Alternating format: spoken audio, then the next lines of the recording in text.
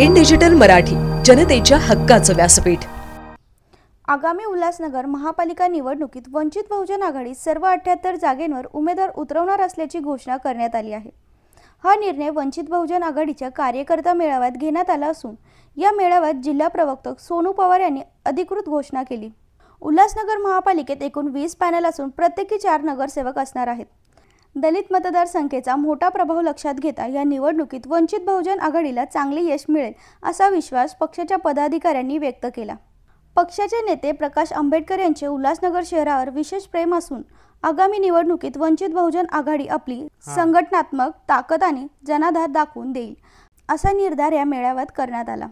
आणि सगळ्यात महत्त्वाचं तर असं आहे, याचा रिझन असा आहे की आम्ही तर पहिले व्यावसायिक आहे आणि मी स्वतः एक बॉडी बिल्डर आहे। 2017चा मी ठाणाश्री आहे। मनोज पवार पॉवर लिफ्टर आहे, राष्ट्रीय खेळाडू आहे, महाराष्ट्राला 3दा गोल्ड मेडल दिलेले आहेत त्यांनी। आणि आमच्या म्हणजे मी वडा समाजातून येतो।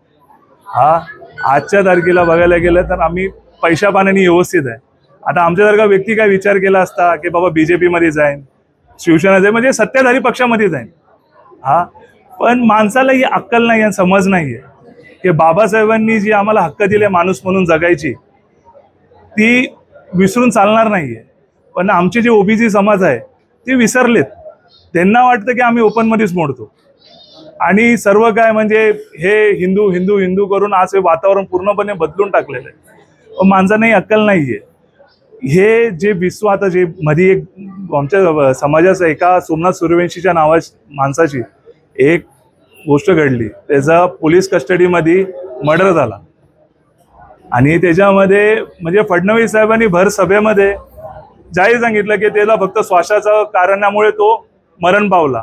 हे सरळ सरळ म्हणजे राज्याच्या गृहमंत्र्यांनी असं खोटं बोललं, पण साहेबांनी ह्याचा पुढाकार घेतला, ह्याच्यामध्ये त्यांचा इंटरेस्ट दाखवला।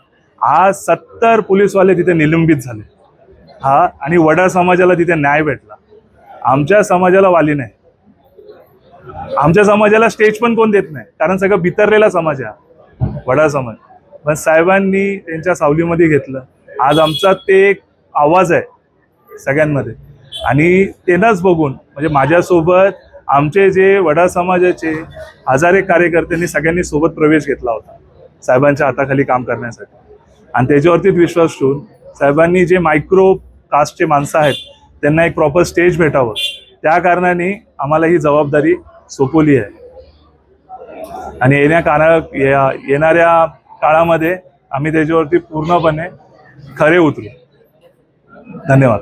नाही, हे तर वेळ सांगेल, कारण स्वतंत्र आतापर्यंत तुम्ही इथले सगळे लोकल आहेत, तुम्हाला माहिती आहे की वंचित हा जास्त करून यूज झालेला आहे। मोस्टली म्हणजे आम्हाला नेहमी छोट्या भावाची इथे भूमिका देण्यात आली, म्हणजे जिथे आमची ताकद नाही ती जागा आम्हाला लढवायला देतील हे लोक। तसं इथे चालणार नाहीये। मोस्ट वेलकम आहे, पण आम्ही भाजपचे आणि भाजपच्या मित्र पक्षांसोबत जाणार नाही। बाकी आम्हाला बरेच जणांनी आता अप्रोच केलेला आहे, ते आमच्या टर्म्स अँड कंडिशन वरती जर मान्य असतील तर आम्ही त्यांच्या बरोबर जाऊ येणाऱ्या निवडणुकीमध्ये।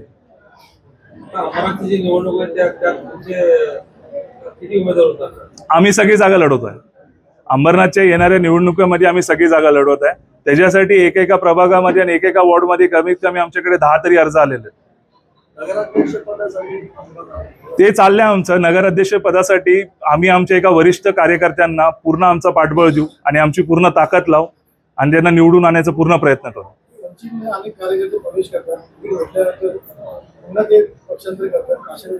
आता साहेब हे तर सगळ्या राजकारणात चालत आहे, तुम्ही तर बघत आहे ना।